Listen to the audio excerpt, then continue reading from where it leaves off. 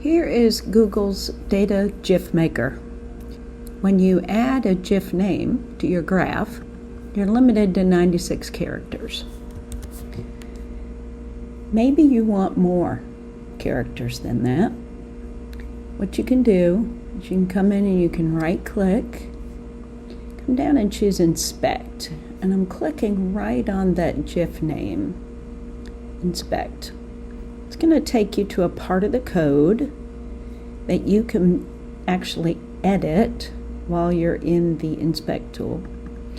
And look for max length and double click there. So by default it's 96. If I wanted 400 characters, I can type 400.